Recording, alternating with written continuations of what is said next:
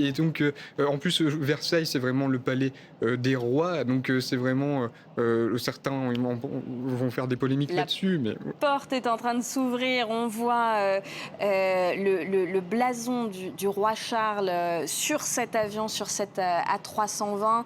Le roi Charles qui va sortir d'une minute à l'autre. Parlez-moi un peu du protocole à l'arrivée. Révérence ou pas pour Elisabeth Borne? Élisabeth Borne est censée faire une révérence au couple royal, oui, Mais elle n'est pas obligée. normalement, voilà, il Voilà. y a Ah ben aucune le voilà. obligation, mais elle est censée le faire, oui.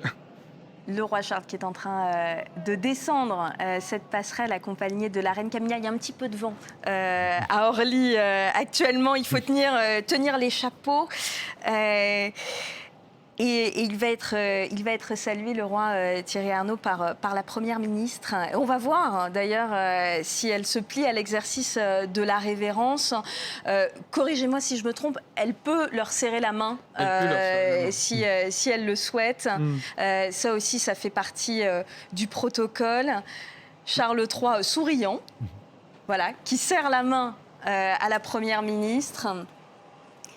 Elle n'y est pas contrainte, ce n'est pas un sujet de Sa Majesté. Elle est française, représentant la République française, donc il n'y a pas obligation pour elle de saluer le roi Charles par une révérence, alors qu'il salue le ministre britannique des Affaires étrangères, James Cleverly. Et il s'apprête à saluer Mena Rawlings, qui est l'ambassadrice britannique ici à Paris. Il a salué également l'ambassadrice française à Londres. Pour ceux qui aiment ça, ça fait plaisir de voir des chapeaux sur ce tarmac d'Orly. La reine Camilla qui est habillée tout de rose. On scrutait beaucoup les tenues de la reine. Bon, avec le roi Charles III, c'est un peu moins intéressant. Et d'ailleurs, je note qu'Elisabeth Borne et la reine Camilla sont toutes les deux en rose. Pour le moment, tout commence très bien. Il n'y a pas de faute de goût. Direction désormais la voiture royale. Cette voiture, elle est du voyage également. Bien sûr, c'est la Bentley Royale dans laquelle le couple va se déplacer. Il va faire notamment ce trajet de Orly jusqu'aux Champs-Élysées. La Bentley Royale est arrivée, il me semble, dimanche soir en France. Il y a eu une petite aussi, puisqu'on parle de transport, un petit étonnement en fait, étant donné qu'on attendait le roi Charles, super écolo, arrivant en train. Eh bien non, je pense que c'est plutôt pour des raisons de sécurité qu'il a choisi de se déplacer en avion, tout comme il fera le déplacement en avion vendredi pour se rendre à Bordeaux.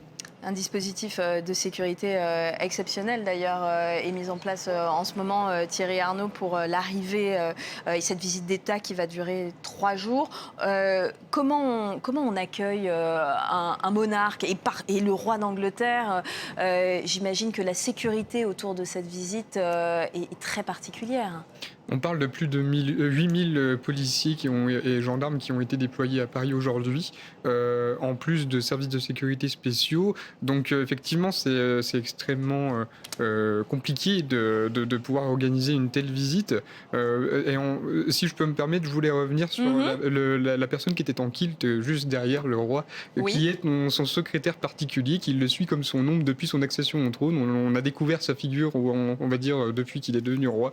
Et donc c'est devenu un petit peu la star de la famille royale depuis ce jour, depuis 1 an.